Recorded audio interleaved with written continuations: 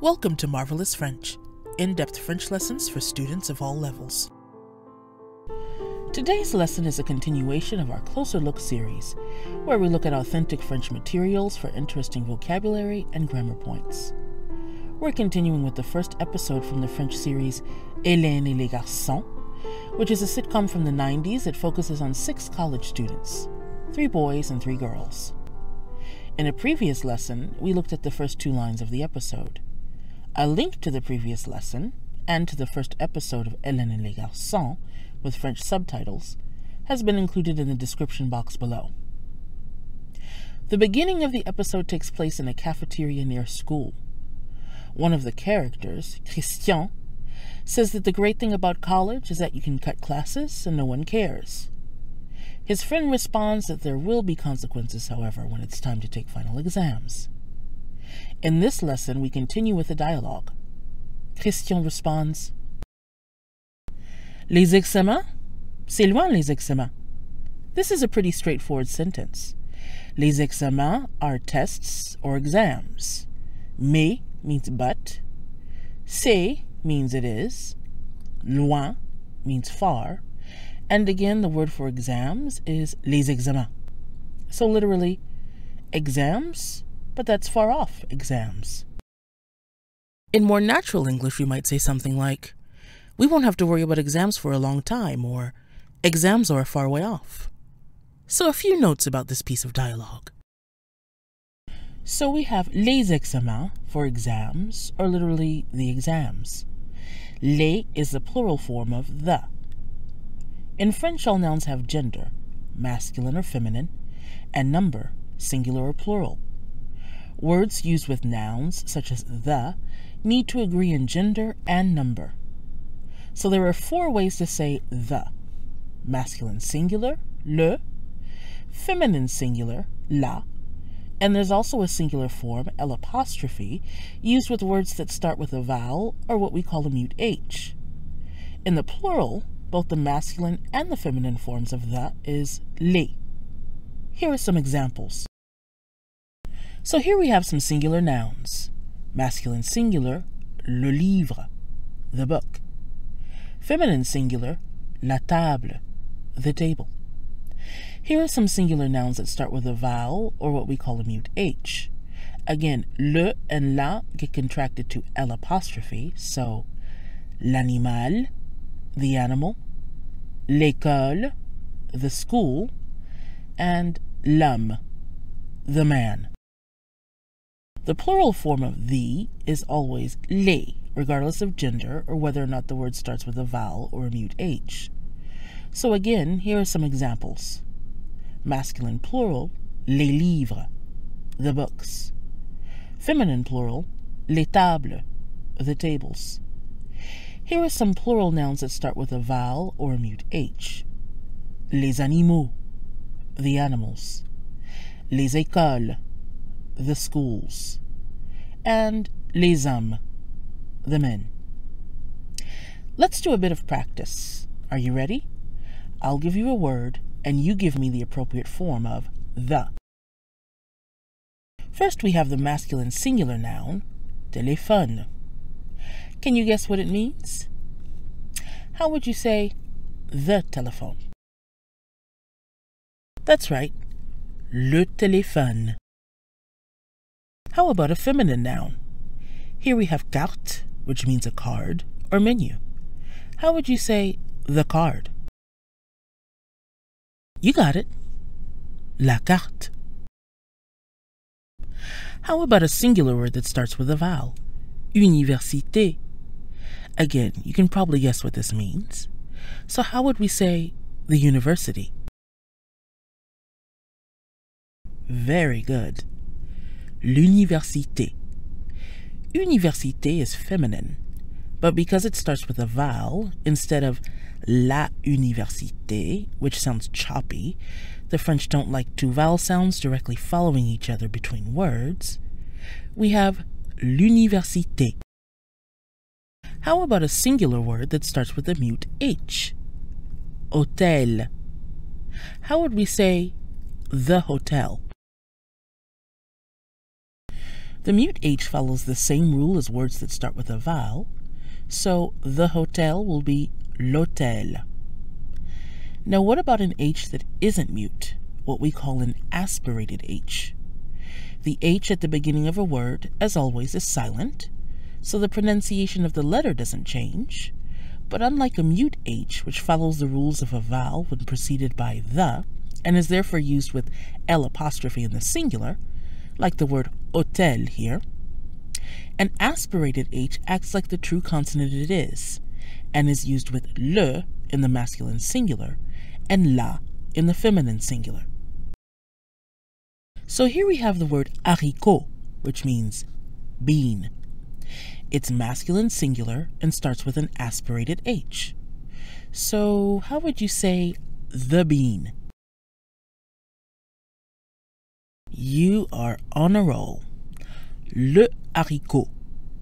Just as we say le téléphone or le livre, haricot takes the masculine singular le. Because the H is aspirated, we don't truncate le to L apostrophe. So again, a mute H takes L apostrophe in the singular. An aspirated H takes le or la in the singular. Here we have examples.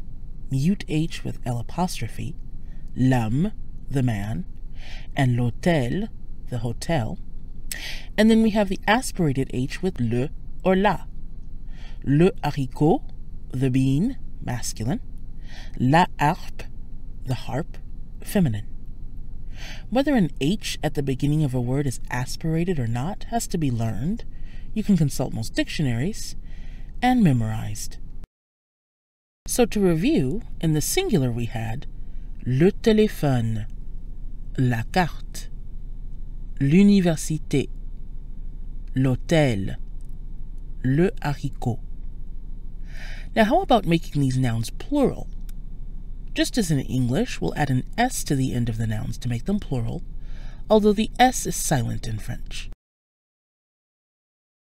The, plural, is always les, regardless of gender or the starting letter. So we have les téléphones, les cartes, les universités, les hôtels, les haricots. Notice how les sounds when followed by a vowel, as in les universités. The usually silent S sounds like a Z. Les universités. This is called liaison and helps words flow together.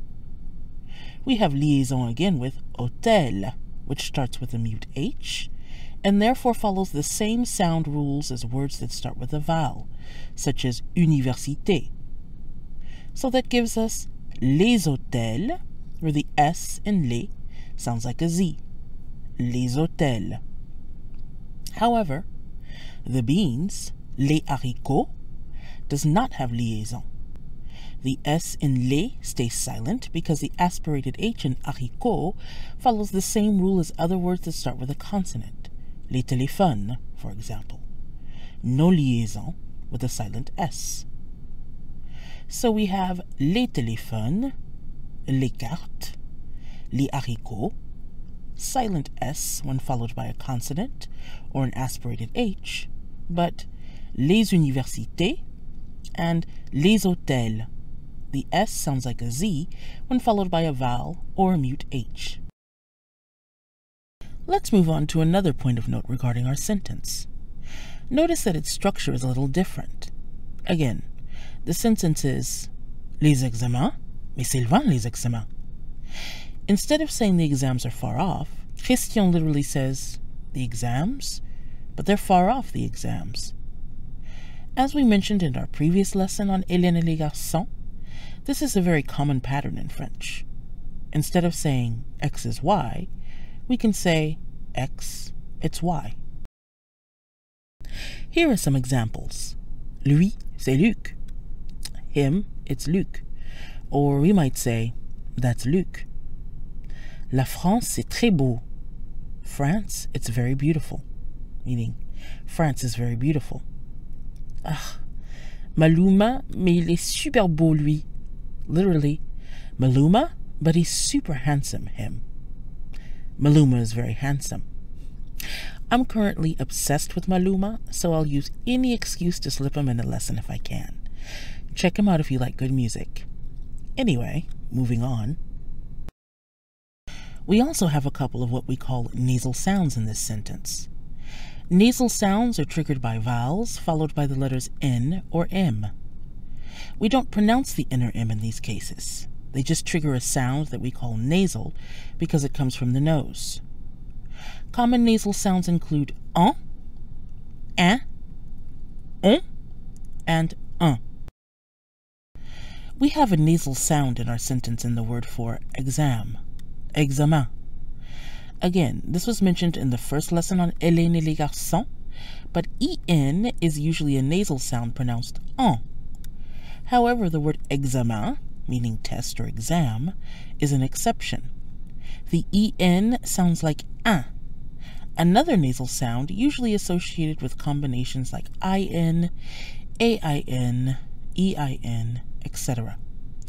So test is pronounced examen with a nasal sound an. The word for far, loin, also has a nasal sound. The combination oin is pronounced ouin, so loin. Again, notice how you don't hear the N. We're not saying loin, but the N isn't exactly silent. We're not saying loi. The word ends in the nose. Loin. Other words with the same sound include coin, corner, and soin, care. We'll have a lesson focusing on nasal sounds at a later time, but for now, notice the two nasal sounds in the sentence. Les examens, mais c'est loin, les examens. And there we have it. We've tackled another sentence from the first episode. We'll continue tearing apart the dialogue in future lessons, so stay tuned. In the meantime, if you found this video helpful, please feel free to like, share, comment, and subscribe. Until then, à la prochaine. See you next time.